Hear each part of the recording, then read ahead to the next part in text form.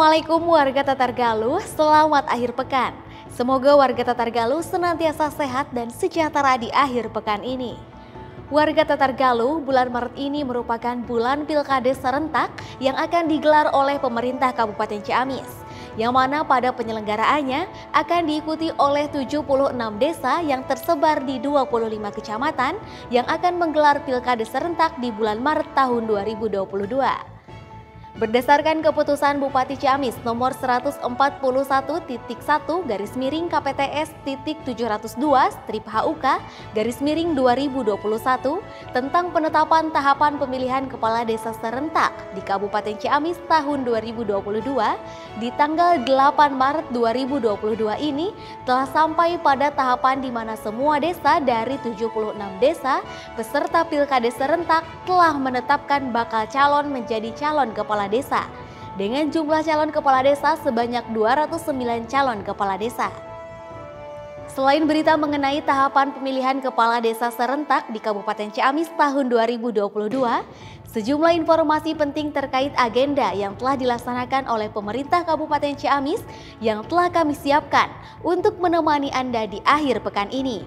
Seperti diantaranya, terkait sosialisasi tahapan Pilkades, DPMD Kabupaten Ciamis sebut sosialisasi berjalan sesuai harapan.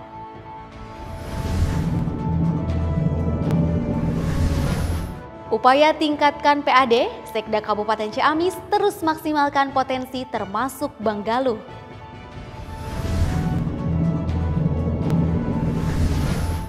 Buka acara penyusunan rancangan RKPD Kabupaten Ciamis tahun 2023, Sekda Ciamis sebut harus cermat sasarkan skala prioritas.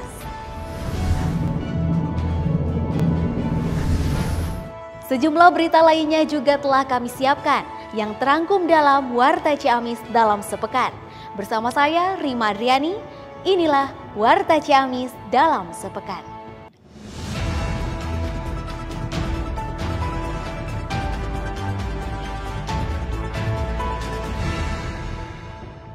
Bimbingan teknis atau BIMTEK penyelenggaraan pelayanan publik di lingkungan pemerintah Kabupaten Ciamis dilakukan bersama Ombudsman RI Perwakilan Jawa Barat secara langsung di Aula Sekretariat Daerah Kabupaten Ciamis. Dalam sambutannya, Wakil Bupati Yana Deputra mengatakan, Pemkab Ciamis sebagai bagian dari institusi penyelenggara negara juga memiliki kewajiban dan tanggung jawab atas pemenuhan hak dan kebutuhan masyarakat terhadap pelayanan atas barang, jasa, dan pelayanan administrasi sesuai dengan Undang-Undang Nomor 25 Tahun 2009 tentang Pelayanan Publik. Yana Deputra mengungkapkan rasa suatu kehormatan dan kebahagiaan atas hadirnya rombongan perwakilan dari Ombudsman RI secara langsung ke Pemkab Ciamis. Wakil Bupati menerangkan sebagai salah satu upaya guna mendorong terwujudnya penyelenggaraan pelayanan publik yang transparan dan akuntabel sesuai dengan azas penyelenggaraan pelayanan publik, maka setiap unit penyelenggara pelayanan publik lingkup Pemkab Ciamis diwajibkan menyusun, menetapkan, dan menerapkan standar pelayanan untuk setiap jenis pelayanan.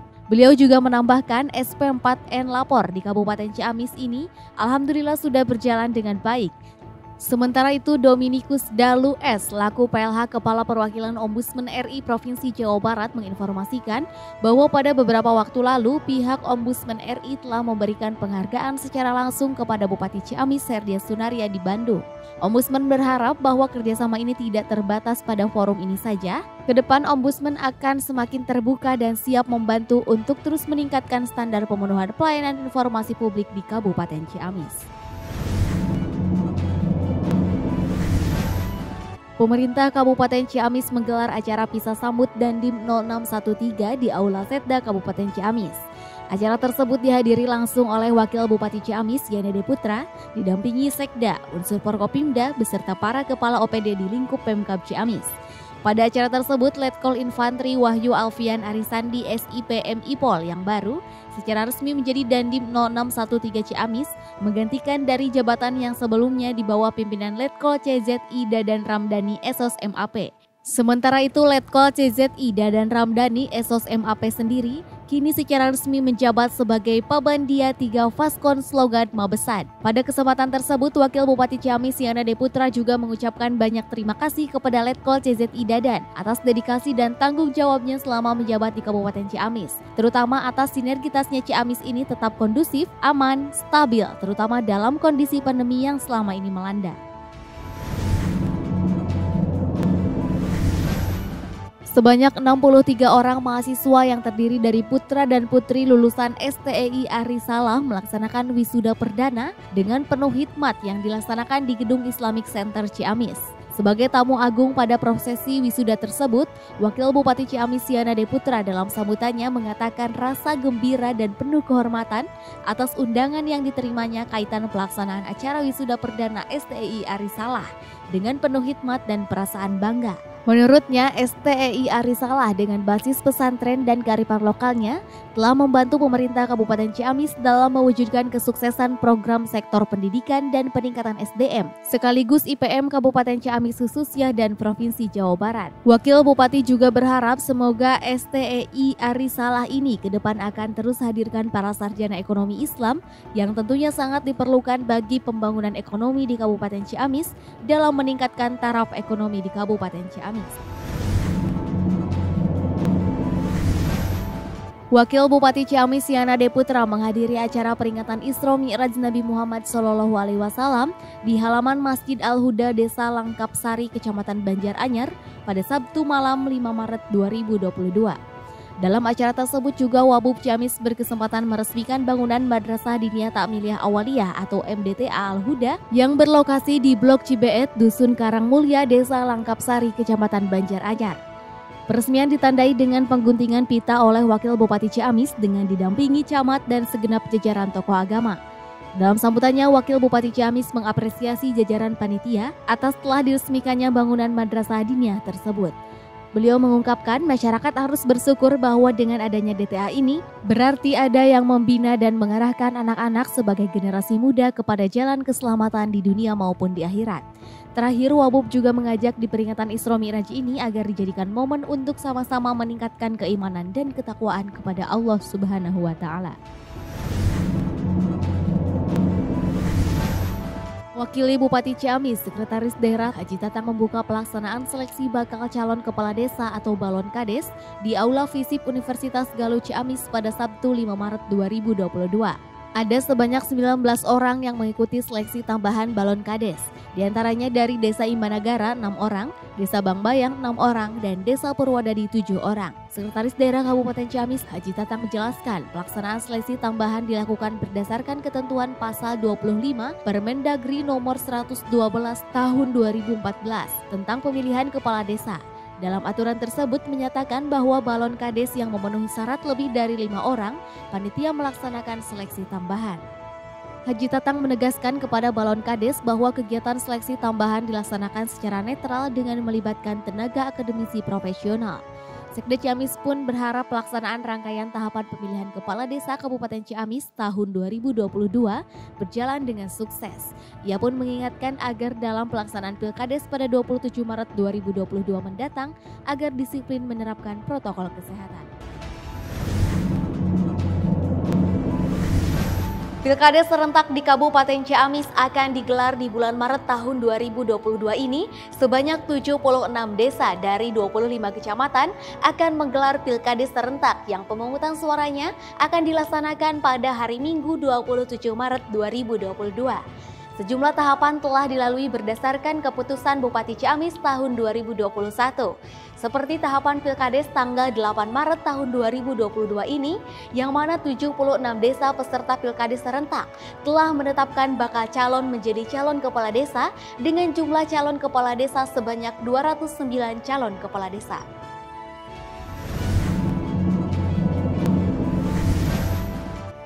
DPMD Kabupaten Ciamis menyebutkan sosialisasi Pemda Kabupaten Ciamis terkait tahapan Pilkades di Kabupaten Ciamis sudah sesuai dengan apa yang diharapkan. Hal tersebut dijelaskan Asda 1 Kabupaten Ciamis Haji Wasdi yang sekaligus sebagai Ketua Pemilihan Kabupaten saat ditemui di kantornya pada Rabu 9 Maret 2022. Dalam pernyataannya, Haji Wasdi mengungkapkan bahwa pihaknya beserta seluruh jajaran sudah jauh-jauh hari melakukan sosialisasi tahapan pilkada serentak. Menurutnya, pihaknya terus mensosialisasikan dan menginformasikan seluruh tahapan yang ada kepada masyarakat berdasarkan keputusan Bupati nomor 141.702/HUK-2021 tentang penetapan tahapan pemilihan kepala desa serentak di Kabupaten Ciamis tahun 2022. Seperti misalnya pada tahapan Pilkades tanggal 8 Maret tahun 2022 ini, yang mana 76 desa peserta Pilkades serentak telah menetapkan bakal calon menjadi calon kepala desa dengan jumlah calon kepala desa sebanyak 209 calon kepala desa. Tahap pelaksanaan pemungutan suara Pilkades serentak sendiri akan dilaksanakan pada hari Minggu tanggal 27 Maret 2022, disusul penetapan calon kepala desa terpilih oleh panitia pemilihan paling lama 2 hari, yaitu tanggal 28 dan 29 Maret 2022. Dalam rangka membentuk pemahaman bersama, kegiatan sosialisasi pemahaman bersama terkait Kepres tentang penegakan kedaulatan negara dilakukan Dirjen Politik dan Pemerintahan Umum secara virtual. Pada acara tersebut, Sekda Kabupaten Ciamis Haji Tatang turut hadir didampingi Sekdiskominfo, Kabakes Bangpol, Kadisdik, Kadisbudpora, Kadispusipda, dan Kabag Prokopim secara virtual dari ruang ULP Setda Kabupaten Ciamis pada Senin 7 Maret 2022. Dirjen Politik dan Pemerintahan Umum Bahtiar memaparkan unsur komponen bangsa dan masyarakat guna mendapat pemahaman yang lengkap berkaitan dengan keputusan Presiden nomor 2 tahun 2022 tentang Hari Penegakan Kedaulatan Negara. Lebih lanjut, ia mengatakan momentum penegakan kedaulatan negara pada 1 Maret bukanlah peristiwa yang berdiri sendiri, tapi kejadian yang dirancang sehingga PBB kembali mau mengadakan perundingan. Sejarawan UGM S. Margana menjelaskan bahwa Kepres bukanlah histografi. Menurutnya, Kepres disusun dalam bahasa administratif, ringkas namun representatif, di mana fungsinya lebih sebagai keputusan penetapan. Di akhir acara, S. Margana mengucapkan terima kasih kepada Presiden, Kementerian Dalam Negeri, dan seluruh provinsi yang telah mendukung pengusulan Hari Penegakan Kedaulatan Negara ini, sehingga akhirnya bisa diperingati secara nasional. Rakor evaluasi penanganan COVID-19 dan pemulihan ekonomi Provinsi Jawa Barat dilakukan secara virtual. Sekretaris Daerah Kabupaten Ciamis Haji Tatang dan jajaran terkait mengikuti dari ruang ULP Setda Kabupaten Ciamis pada Senin 7 Maret 2022. Dari paparan rakor tersebut, Kabupaten Ciamis termasuk pada zona atau level 2 di tingkat Provinsi Jawa Barat bersama Kabupaten Pangandaran dan Kabupaten Cianjur. Sekretaris Daerah Provinsi Jawa Barat Setiawan Wangsa Atmaja dalam paparannya menerangkan perkembangan kasus aktif di Jawa Barat berdasarkan data bahwa saat ini terkonfirmasi sebanyak 141.512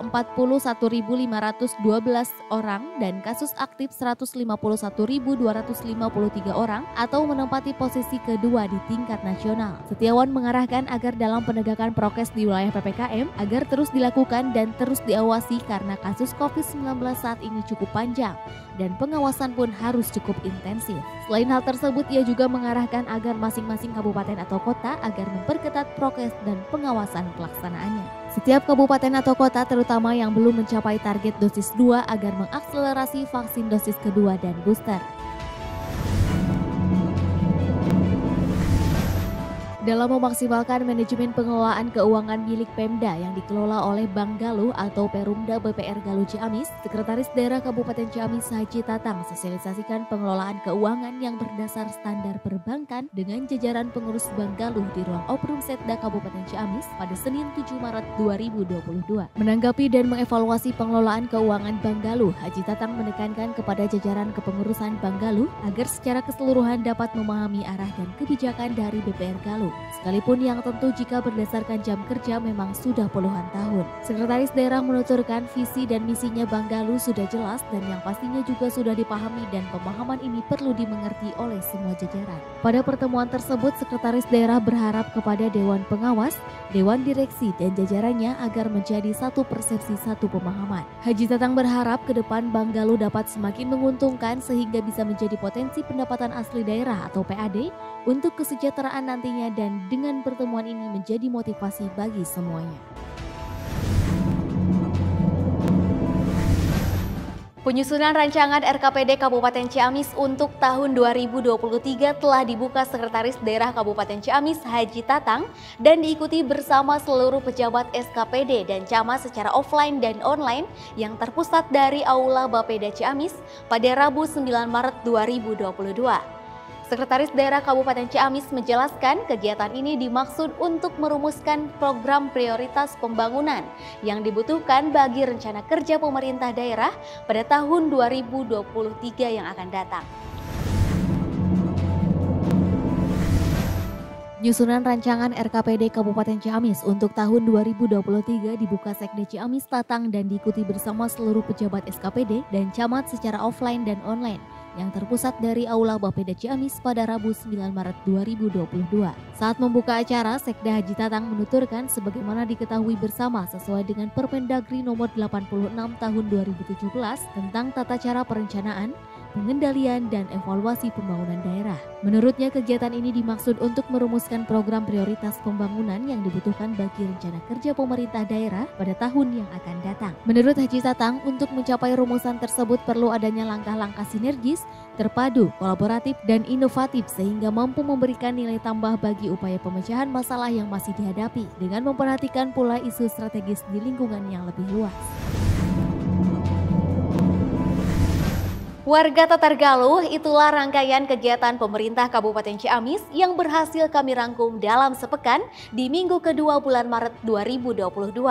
Jangan lupa tetap jaga kesehatan, tetap patuhi protokol kesehatan 5M dan sukseskan vaksinasi agar kita segera terbebas dari pandemi. Salam hangat dan sampai jumpa di Warta Ciamis minggu depan. Wassalamualaikum warahmatullahi wabarakatuh.